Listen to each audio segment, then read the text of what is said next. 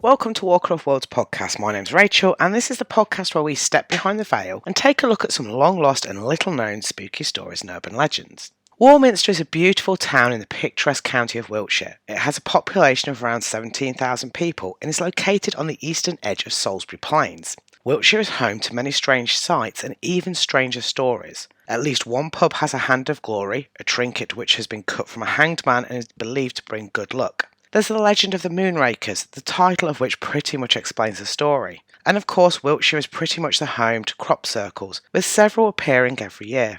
Although these days they're pretty much just made by the locals, rather than visitors from outer space. But Warminster had something special. Warminster is the kind of town where everyone knows everybody else. In fact, after spending several years living in Wiltshire, I can safely say that most of the county is like that.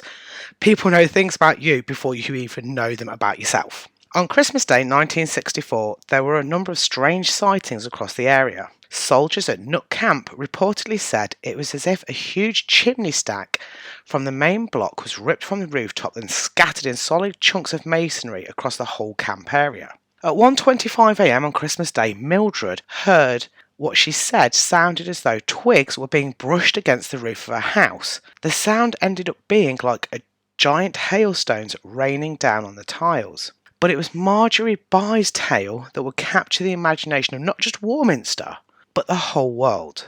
She is reported to have said the sonic deluge broke with full fury on an ordinary housewife. Weirdly crackling noises, menacing sounds, sudden vibrations and shockwaves of violent force. This caught the attention of local journalist Arthur Shuttlewood, who wrote a piece on the strange Christmas Day events for the Warminster Journal. But those few sightings in the early hours of December 25th were just the beginning.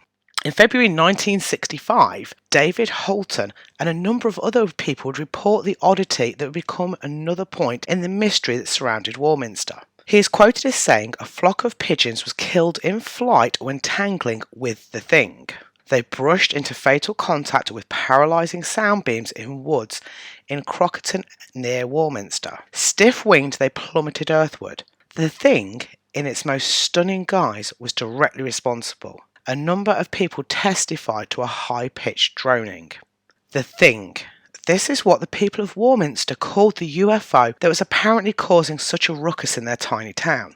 The 60s and 70s were prime time for mass UFO sightings, events which occasionally still happen, as with the Phoenix Lights in 1997 and the O'Hare International Airport sighting in 2006. The UK, oddly, has witnessed a number of these mass sightings, including the Dudley Dorito, which we covered several months ago and which can be found on this channel. Throughout 1965, events in the town continued, and each one was stranger than the previous. In March 1965, just a few weeks after the death of the group of pigeons, 3 families heard loud noises coming from above their heads. The noises were so loud that their windows rattled and roofs shook. Then, in June 1965, the UFO flap really took hold. Descriptions of the UFO vary from person to person, with one describing what they saw as a cigar-shaped and covered with winking bright lights, and another like twin red-hot pokers hanging downwards, one on top of the other with a black space in between. The unusual events began to receive national attention and people flocked to Warminster hoping to get a glimpse of the thing. Over the August bank holiday of 1965, an estimated 8,000 people descended on the town. The following month, when resident Gordon Faulkner claimed to have captured a photo of the UFO, Daily Mirror published the picture, garnering even more publicity for Warminster. By that time, the news had even made its way stateside, with newspapers as far as California reporting on the eerie events in the sleepy market town. By this point, Arthur Shuttlewood, who as we know is a journalist and editor for the Warminster Journal, was documenting every sighting. He was even handing them off to national UK newspapers, including the Daily Mail. There were so many alleged sightings that Arthur wrote several books on the subject. Although at first sceptical of UFOs, he later became convinced that the reported visitations were real. In August 1965, he was handed the photograph that Gordon Faulkner had taken, which appeared to show a classic flying saucer in the skies above the town.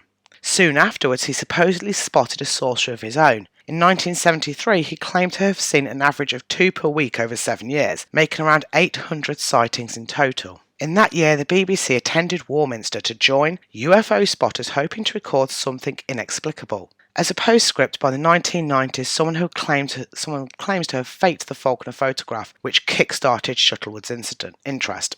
The most pyrotechnically spectacular of these noise events happened on August 17, 1965. A detonation never so far explained as Shuttlewood described it rocked the houses on the Boreham Field housing estate. Walter Curtis described it as a huge blast. A whole series of jolts and explosions were felt underfoot. Biggest explosion I've ever heard, he said. His wife added, it was as though the gas main right opposite us had blown up with a tremendous roar. David Pinnell, on hearing the explosion, ran outside to see a monstrous orange flame in the sky. It was shaped like an electric bulb. By its light I could clearly see the hills.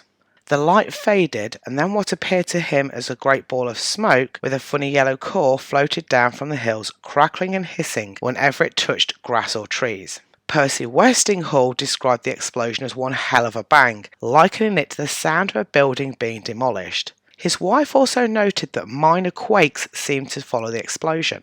Another unnamed witness to the illuminated ball of smoke described its golden heart and how it was very large and shining. The puffball settled in the road and gradually dispersed in straggling wisps, the fiery centre burning out as it did so. 2 houses had some broken windows, but this was the only damage caused by the explosion. Seeking possible causes for the explosion, Shuttlewood talked to officials at the nearby School of Infantry and Battlesbury Barracks, as well as local aerodromes. All denied responsibility. Hypotheses put to him regarding thunderbolts or meteorites he wrote off as highly improbable. In the Warminster Mystery, Shuttlewood describes the explosion as the capers of the thing in baleful mood. Shuttlewood also reports that tangled pieces of a white, light, brittle metal were found at the Battlesbury site, although the use of the phrase Battlesbury site only serves to confuse matters. Did the explosion take place near Boreham Field Estate or near Battlesbury, a large hill about a mile to the north of the estate? If the explosion took place near Battlesbury, why were the windows of other buildings, such as those of the Army Barracks, which would have been closer to the explosion, not affected by the blast? Why were houses in the Dean, a part of the Boreham Field estate closer to Battlesbury, not affected? Of course, a more accurate record might be available from the local papers at the time. In this case, you could not hope to get a more accurate version of the story from the Warminster Journal, as surprisingly the story does not appear there. It was on August 29, 1965, around the time that people were descending onto Warminster for a skywatch, that the photograph that was given to Arthur Shuttlewood was taken. In the evening of that day, George Faulkner reported as saying, as I shut the door behind me, I became aware of the thing. As it flew fast and low over the south of the town, I could just make out the unusual shape. It made little to no noise. Hurriedly I got my camera free and pointed it at the craft, but the line of flight was too fast to follow, so I held the camera in front of it and pressed the trigger as it entered the viewfinder. I did not dream that I would get anything on the film at all, and I was amazed when I saw what later came out. He obviously later sent the photograph to Shuttlewood. The photograph, as you can imagine, is grainy. Shot in black and white, the image appears to show a flying disc topped with a dome, the classic flying saucer which was spotted through so much of the early to mid-20th century. Although UFOs were now being seen frequently around Warminster, the strange sounds still continued to be heard, and on the 10th of August 1965 came confirmation that the sounds might be connected to the UFOs. At 3:45 a.m. on that day, Rachel Atwill was woken by a terrible droning sound. It made the bed and floor shake. I went over to the bedroom window and looked out. Between the 2 bungalows opposite, about 200 yards above the range of hills beyond, was a bright object like a massive star. I have never believed in flying saucers, but I cannot describe it as anything else. It was definitely domed on top and was huge in size. An unwinking light of uncanny brilliance. It hung there in all its glory and did not frighten me, but the awful noise it made did. Yet despite the noise, which with the sighting lasted for some 25 minutes, not one of my neighbours on the private estate saw or heard anything. I asked each one of them later that day. The humming began to attenuate and the UFO began to flicker. The noise finally stopped and the object vanished from sight. As with the reports from earlier in the year, it was the noise that was the disturbing aspect of the phenomenon. The noise was most upsetting to me. I felt that there was a tight band of steel around my forehead and towards the end a pounding and a hammering at my eardrums. Throughout 1965 and for the first half of 1966, the noises continued to be reported. On the 17th of March 1965, Mr. and Mrs. Brown's house was rattled. The Marson household was assaulted by the noises in May 1965 and June 1965. A very graphic account of the effects of the noise were given by Eric Payne. At 11 p.m. on the 28th of March 1965, he was walking down a dark, foggy, quiet road when he heard a sound that he described as similar to the sound of the wind in telegraph wires. The sound increased in intensity, however, and he was pushed and held down by a tremendous racket like a gigantic tin can with huge nuts and bolts inside being rattled over your head. He heard a shrill whining and buzzing which nearly drove him mad. He reports that his head was pushed from side to side and I might as well have left my arms and legs at home for all the use they were. I simply could not stop this tremendous downward pressure. I crawled around in the road for a bit and then sank to my knees on the grass verge. The report shows how contradictory or perhaps how sloppy many UFO reports, and certainly those of Shuttlewood, can be. If, as Payne reports, he might as well have left his arms and legs at home for all the use they were, how was he able to crawl around the road for a bit? And why, if he was already crawling, did he then sink to his knees on the grass verge? I'm not doubting Mr. Payne's experience, I merely point out that Shuttlewood's reports could be vague. What is also mysterious is that the event is reported in an article by Shuttlewood in the Warminster Journal in December 1965 as happening in 1964. Rogers reports the phenomenon as happening in January 1965. In Rogers' account, the only sound described is that similar to the hum one hears from the wind through the telephone wires. Sightings continued through the 1960s and into the 1970s until they slowly began to fade away. There have been more recent sightings in the town, but nothing on the scale of the Warminster thing. Investigations into the thing have led to no conclusive results nor answers. There have been suggestions that the sounds and sightings could have been linked to nearby military bases. Wiltshire, while a hotspot for the weird and wonderful, is also a hotspot for the military. Warminster is located at the edge of Salisbury Plain, a 300 square mile section of the country which is home to Stonehenge and also to the military.